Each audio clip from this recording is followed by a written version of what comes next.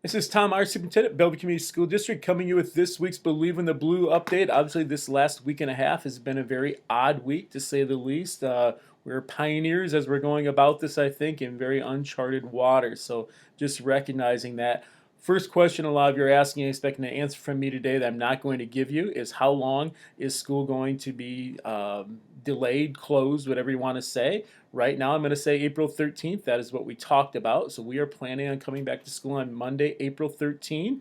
That could change, but at that time, that is our plan. Remember, that was initially a day of no school. We have made the decision to have school that day. If they're taking 4 weeks off, we need to get back to it that way. So that will be the plan. One thing you will be hearing about shortly, or maybe you're going to hear about now for the first time, we are going to start offering some food service on a to-go basis for students, or I guess kids ages 1 to 18 who live in the Bellevue Community School District. That will be in the Bellevue Middle School, High School parking lot from 10 to 11 o'clock starting on March 30th. Once again, 10 to 11 on March 30th is a to-go process. You'll come up in your car, you'll walk here, whatever the case is. You'll get out of your car or walk up to a table, pick up a breakfast bag and a lunch bag, and then leave. We do not want anyone hanging around out here, things like that. That way, socializing, maintaining that social distance area. We will have few staff members here to help out. I will be here along with one or two people from food service and things like that. So just so you recognize, but that starts on Monday, March 30. I will also be posting that online and sending an email to parents in the Bellevue Community School District who attend the schools here that way. So just so you're kind of aware of that. Some other things that people are asking about, I know I sent some things out in the weekly comment last week that maybe you saw as a parent or you saw it on social media. Graduation is still on in May. Prom is still on. That's April 18. Could that change? There is the likelihood it could change. We would look to reschedule that if necessary. Graduation, we still plan on having graduation in May. If we have to delay that based on some standards of how many people can be in a room at one time, we will look to do that as well. We want everything to happen that was scheduled to happen as much as possible, and those are two big things for people I recognize that way. I know we had preschool roundup that was done in a different way that way. Contact the school if you have questions about that, the elementary school. Preschool prom that way. Kindergarten roundup was supposed to happen this week, so just contact the elementary, leave a message there, and they will get back to you just in general with some things. We're trying to adjust as much as we can. Things, we had a staff meeting yesterday online. Things we talked about there was be supportive of families, be supportive of each other, spend time with your families. I'll tell all of you the exact same thing. Spend time with each other, value this time that you have. It is not easy being a parent, I am sure, at this time, and educating students. I have an eighth grader at home. I will attest to that as well.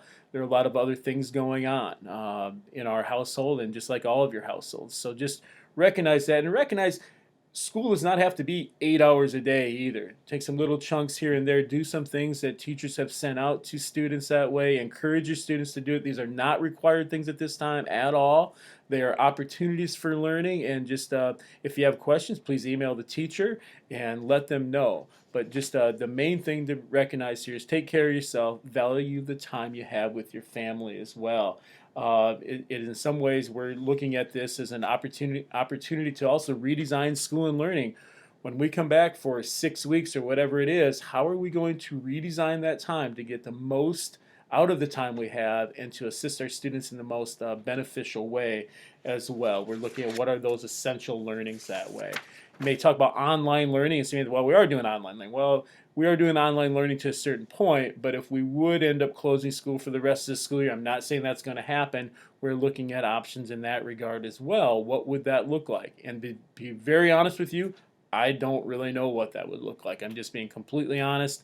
That is a new territory for all of us to look at. Hopefully it does not come to that. I'm not planning on that right now, but we are thinking about that. And we're really analyzing what are those essential learnings. I think we have to do that continuously as educators here and to just share that with you. What are those things that students really truly need to learn? And it is going to look different next year coming back to school. If a first grader going to second grade, there are going to be some different things happening there that way as transitioning in that regard. So On that note, I don't have anything else of major importance to share, but just keep looking online at the Bellevue Community School District website. The top announcement bar has a direct link to any coronavirus COVID-19 updates from the district. There are also videos on there from Jim Ott, school psychologist here at Risk Person. Been in the district for 30 plus years, had retired and kind of came back just to work for us that way. And it's outstanding. He has videos out every day, Monday through Friday. I think that started last Tuesday or Wednesday, if I remember correctly.